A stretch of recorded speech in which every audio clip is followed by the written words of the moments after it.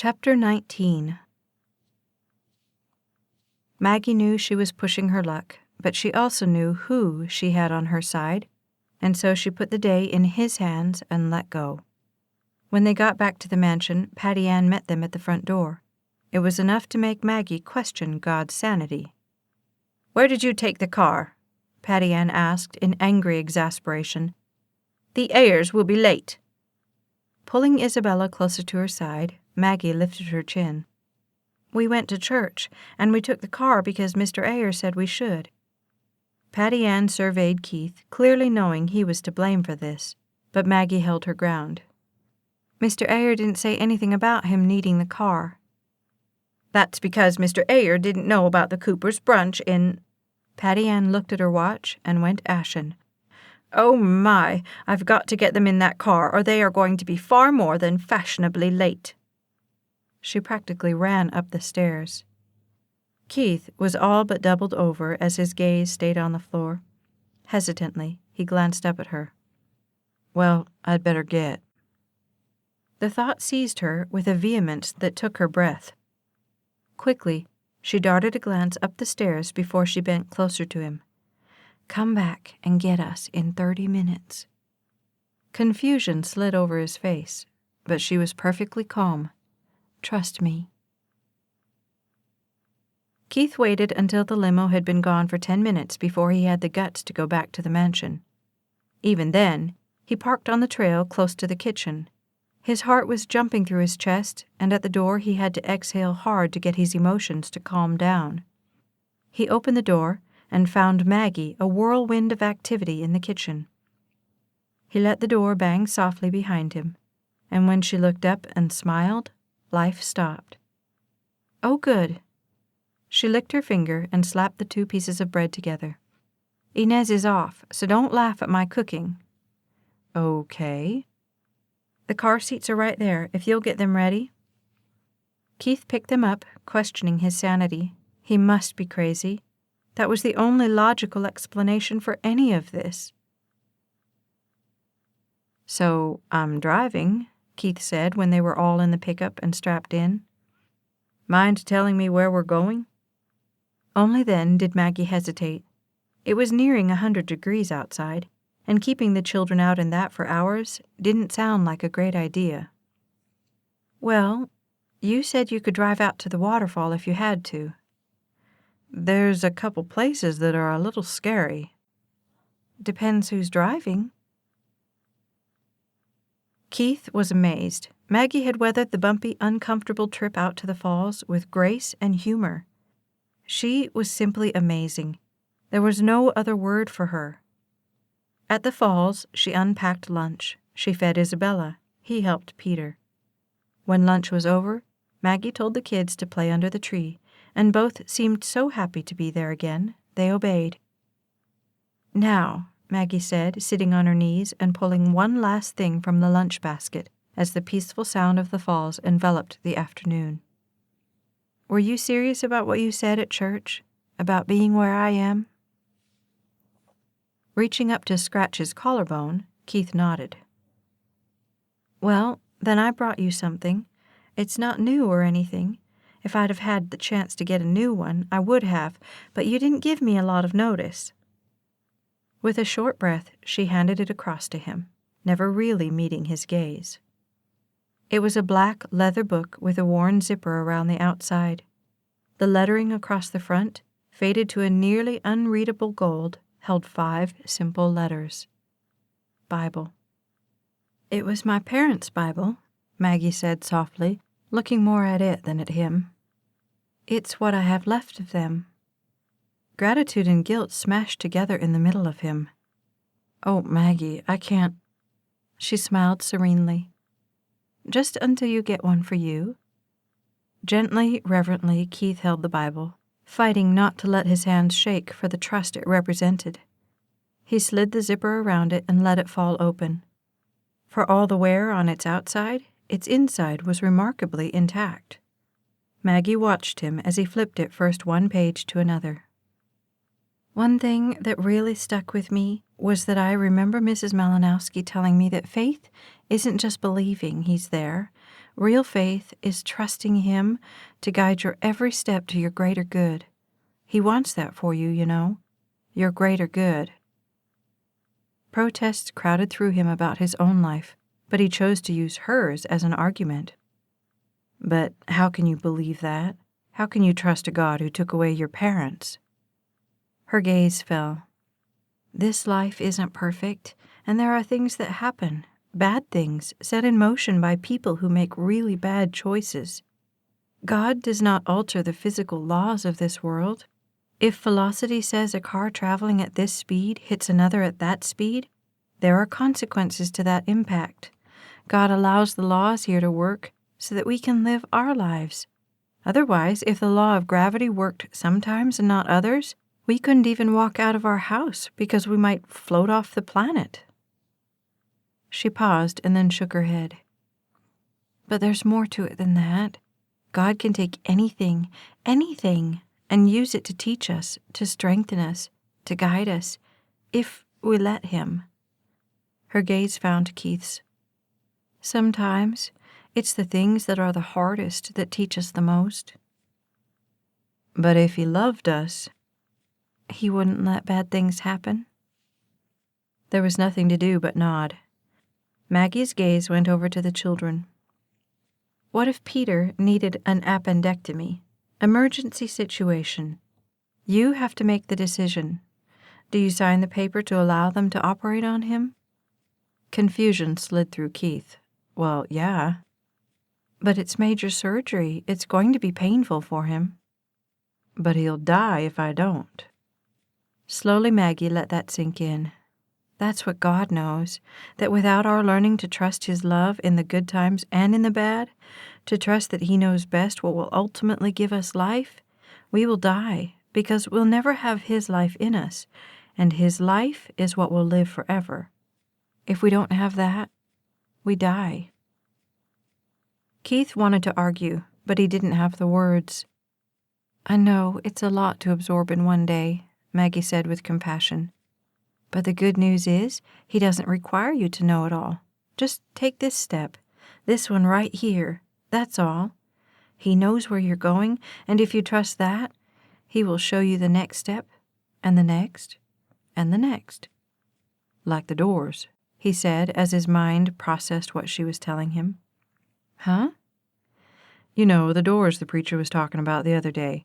How God opens one door, and when you walk through that door, He will open the next. Yeah, like that. Still he clung to the arguments. But how do you do that? How do you remember? Well, how do you remember to feed each horse every day? You've got to have 10 of them? 12? But that's got to be hard to remember to feed them every single day. Keith shrugged. No, not really. You just get used to doing it. Once you do, it's not hard to remember. Maggie nodded, and although it took a moment for the depth of that to sink in, Keith finally caught what she was saying. It's not one big declaration, and it's done, Maggie said. It's remembering in the little moments in your life, to trust Him, to trust what He's guiding you to do, to listen, and to know with everything in you that He will lead you exactly where He meant for you to go. Like praying and living with Him. That's not me trying to prove I deserve for Him to live in my life. It's a sign that He is. Simple as that.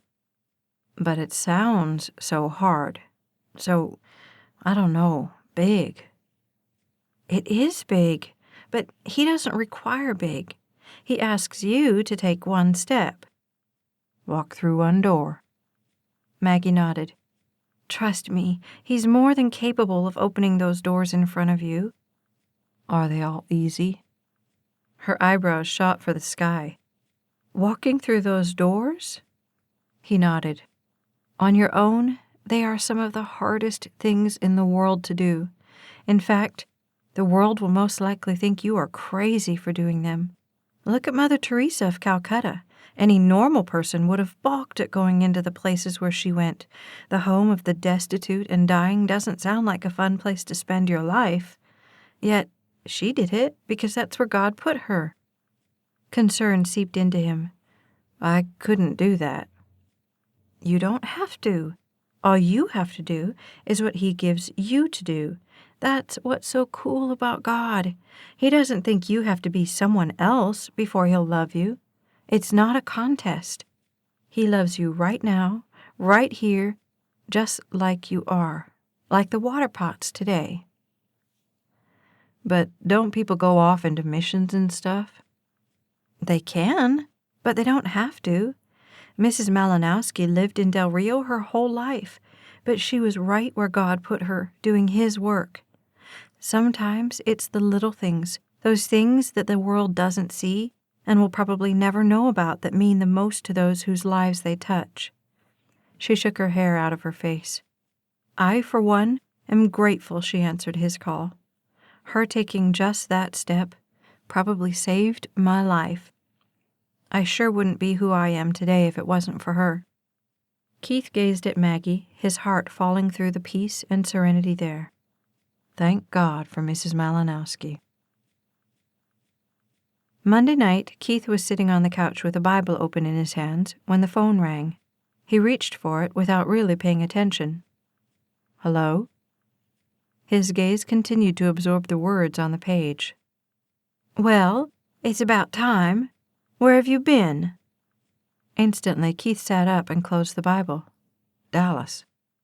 Yes, Dallas. Did you forget about me? No. Why? It's Monday night. You always call me on Monday night. It's like these days we don't talk unless I call you. Guilt crawled over the peace he had had for 24 hours. Sorry, Dallas. I've been busy. I know. Did Farrell call you yet? No. He hated that admission.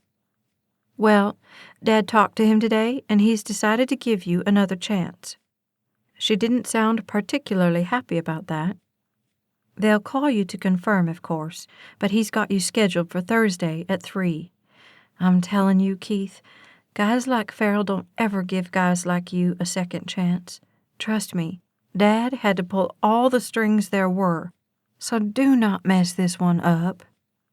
Nothing in Keith liked any of this. Fine, I'll do my best. No, Keith, not your best. You get that job, whatever it takes. Anger stamped through him with army boots. Anything else? Yeah. Have you found a house yet?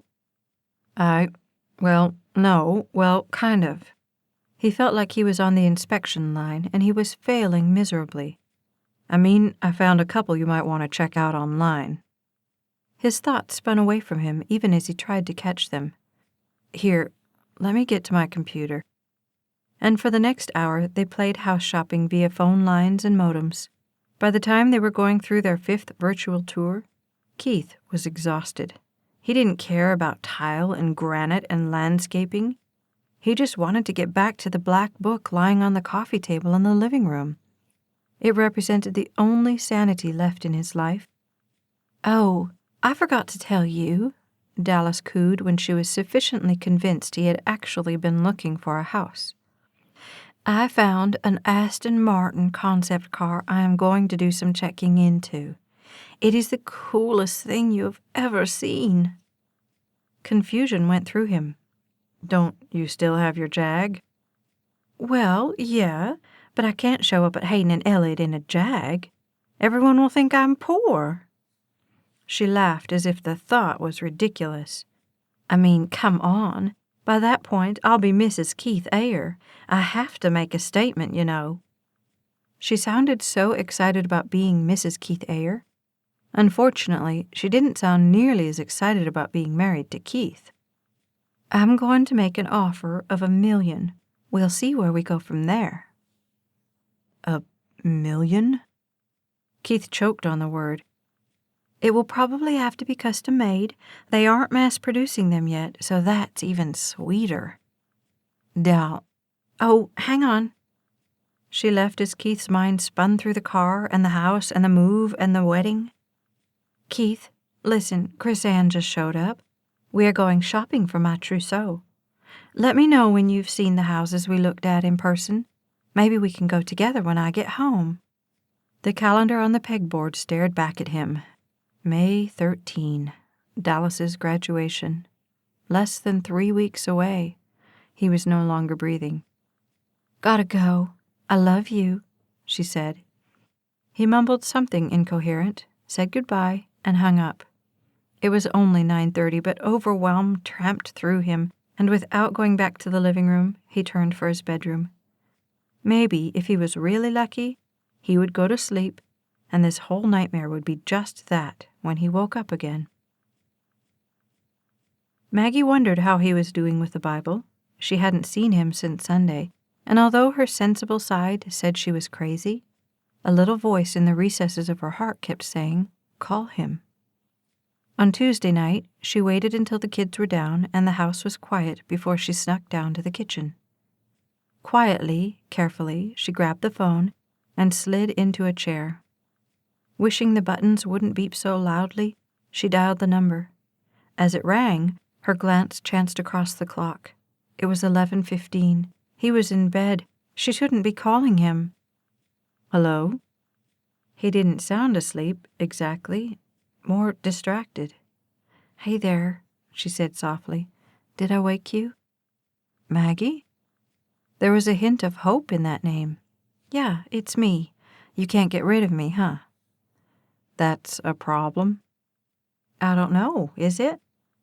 He inhaled and then exhaled as if he was pulling life in and releasing every bad thing trapped in him. "It isn't to me." They had talked for over an hour about him being up well past dark, sitting here in his living room with a little lamp over the recliner on as he read the Bible. He had so many questions, so many things he had read that he wanted some guidance on. She answered the ones she could. The ones she couldn't, they talked over until he was satisfied in what they had come up with to explain it. It was so easy to talk with her, so natural and relaxed. He had the feeling that he could ask her anything, and she wouldn't jump all over him for being an idiot. As the clock started back up toward 1 o'clock, he knew he had to let her go. But he had one more question that was dogging his every step. "Okay, one more question, and then I'd better let you get some sleep," he said. "Okay." He took a breath because the question seemed so pivotal to everything. If someone gave you $1 million, what would you do with it? She didn't say anything for a long, long moment. "Well, I'd take some of it and put it toward scholarships for foster kids. That's the only way I got to go, because someone else had thought to make a scholarship available. And then—" Keith waited as his heart filled with her first answer. It wasn't a car. It wasn't a fancy house with granite countertops. It was helping someone else out. He liked that. "Well," she didn't continue right away. "I've never really told anyone this." Something told him they were now swimming in the depths of her being, just like the night they had spent on his couch. He waited, wondering what came next. "I want to be a foster mom someday. I want to give back what I was given, a chance, a life, a shot at normal. I want to give that to as many other kids as I can." Her voice faded out on the soft dreams. "So, I'd use whatever was left to do that." Nothing in him had a hard time picturing her, a gaggle of kids in a rainbow of colors around her. There was no doubt in him that her presence with them would be a turning point in their lives. It sure had been in his. "Well, I hope someday you get that chance," he said, wishing only that he could join her dream instead of being stuck in his own. "Mr. Ayer," Tanner said on Wednesday as Keith worked to fix the gate leading to the track. Ike was busy with Dragnet, and the gate was all but non-functional. Just to open it, you had to drag the whole thing, and it was getting so bad that dragging it didn't even work anymore. "Yeah." Keith lifted the gate from its hinges, swung it to the side, and leaned it against the opposite fence. The support pole it had been attached to leaned awkwardly to the side, pulling the rest of the fence with it. He went back and examined it, pulling it one way and then the other. Whoever had poured the foundational concrete obviously didn't know what they were doing. It was cracked and chipping, and so unstable that the pole had no choice but to fall. "What's up?" Keith grabbed the shovel from the fence. "Would you bring me that wheelbarrow?" "Oh, sure." Tanner did as instructed. "Listen, I hate to ask this, but Jamie's been all over Pine Hill, and everybody she's interviewed with wants a full-time employee if she's going to work for the summer. She's going to school the second summer session starting in July, and full-time's just not going to work. I know there's probably nothing, but she wanted me to ask if there was something she might do out here, just to earn a little gas money." With a whack of the shovel, Keith knocked a whole chunk of the concrete loose. He scooped it up and dumped it in the wheelbarrow. "I don't know, Tanner. The only thing I really know much about is the horses, and except when you and Ike are gone, we've pretty much got that covered." "Well, what about when we're gone? I mean, surely there's something." Keith gave another good whack, and the pole wobbled. "Here, hold this, or the whole fence is going to come down." Tanner went to the other side of the pole and put his hand on it. In one motion, it was stabilized. Keith continued to whack the concrete and dig it out from around the pole. "We're going this weekend with Q Maine," Tanner said. "Maybe she could come and feed the horses to give you a break. She's really good with them, and if anything was major wrong, she could always call you." The concrete was now coming out in large chunks, deeper and deeper into the hole Keith dug. "Well, I'm going to be out of pocket tomorrow. I've got another interview with Farrell in Houston." At that, he cracked the shovel against the last few base chunks. He'd been trying to forget that interview. "So I guess you can bring her over and show her the ropes." "Really?" Keith liked the hopeful sound in Tanner's voice. He wished there was a millionth of that hope in his own. "Sure, why not?" "Miss Montgomery? Telephone," Inez said, knocking on her door after the kids were in bed. "Okay, thanks." In one motion she was out of bed and had her robe on. Racing down the stairs, she willed herself not to trip. Through the kitchen to the phone, she nearly slid right into the window before she got stopped. "Hello?" "Maggie!" Her heart slid through her. "Oh, hi, Greg." "Hey, listen, I don't have much time, but a bunch of us are going out tomorrow night. I was wondering if you wanted to go." "No!" screamed through her. She sat down on the chair in a heap. "I have to work." "Maggie, for Pete's sake, you're their employee, not their slave. Ask off. They can't make you work 24/7. Some part of her said he was right, but the rest of her was saying she would rather be here, doing her job, than out with him and his friends.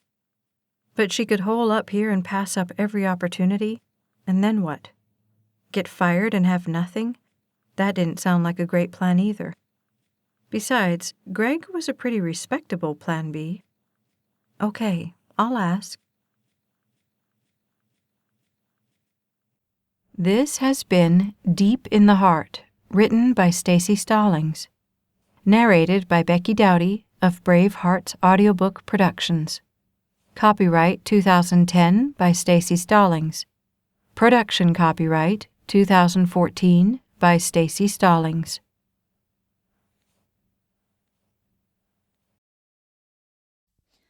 Like and subscribe to the Staci Stallings YouTube channel so you never miss a second of the story.